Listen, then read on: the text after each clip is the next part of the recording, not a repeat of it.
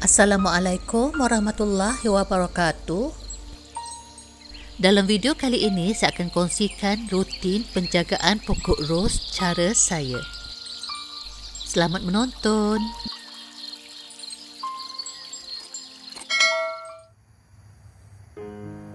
Cara penjagaan pokok ros yang saya kongsikan ini adalah berdasarkan pemerhatian saya, pengalaman dan juga pembelajaran daripada rakan-rakan rosarian.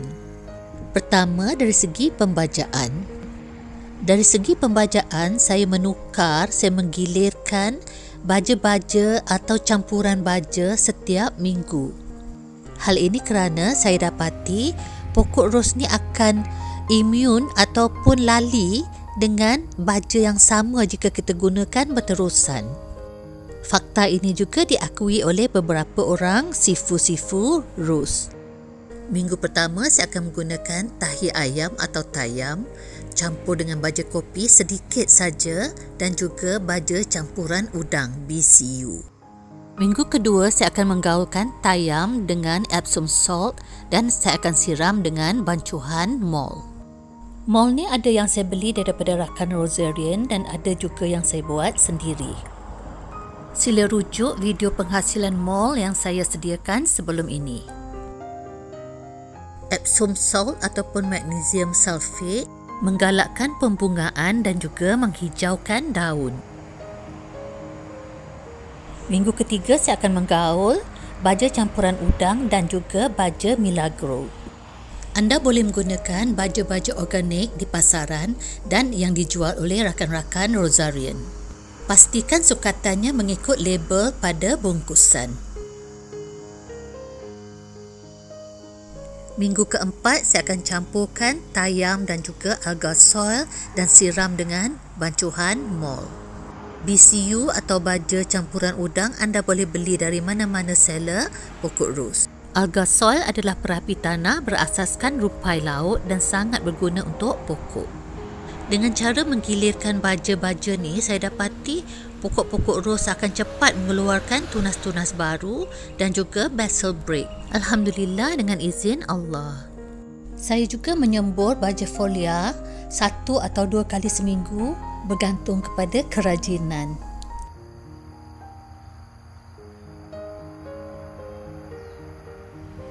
Dari segi penyiraman pula, jika hari panas terik, saya akan siram 2 atau 3 kali sehari termasuk membuat water blast pada pukul 11 atau 12 tengah hari. Pada waktu petang, anda perlu siram tanah sahaja dan jangan basahkan daun kerana akan menyebabkan black spot. Jika hari redup, anda tengok dulu tanah.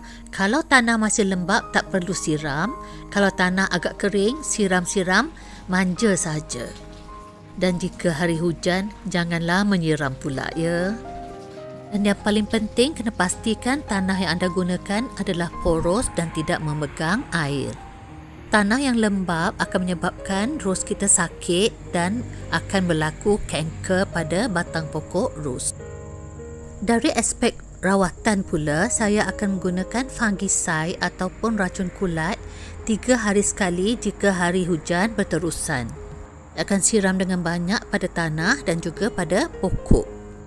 Sila rujuk video sebelum ni untuk melihat cara saya menyelamatkan pokok pada musim hujan. Pada hari panas, saya hanya spray dan juga siram fungicide seminggu sekali sahaja. Tapi jika anda dapati daun-daun pokok ros anda banyak black spot, anda boleh tambah kekerapan, penyiraman ataupun semburan fungicide. Untuk racun serangga pula atau pesticide, saya guna hanya 3 hari sekali kalau hari panas terik. Serangga-serangga seperti mite suka menyerang pokok ros pada musim panas. Pada musim hujan, saya hanya spray seminggu sekali saja pesticide.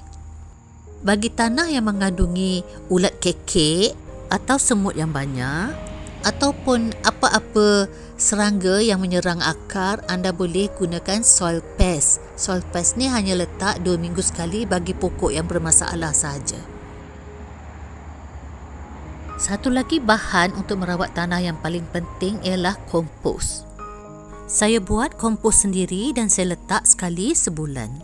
Sila rujuk video kompos yang saya sediakan sebelum ni. Sebulan sekali saya akan bancuh air dolomite atau kapur pertanian untuk disiram pada tanah pokok ros. Jenis fungicide yang saya gunakan ialah yang berasaskan trichoderma. Ia adalah organik. Trichoderma adalah racun kulat yang menghasilkan kulat-kulat baik untuk memusnahkan kulat-kulat jahat.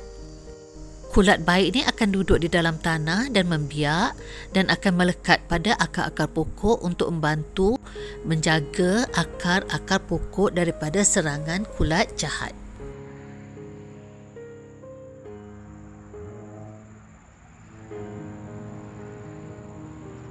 Untuk racun serangga atau pestisida, saya menggunakan racun Strex.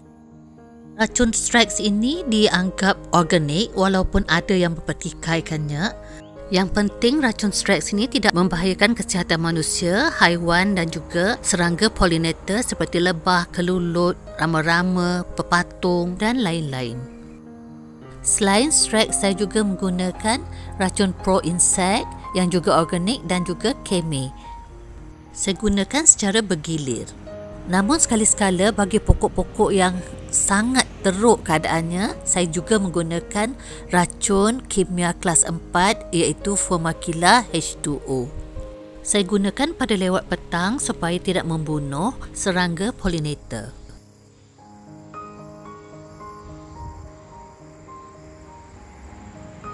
Sekian saja sedikit tips penjagaan atau rutin penjagaan ros cara saya.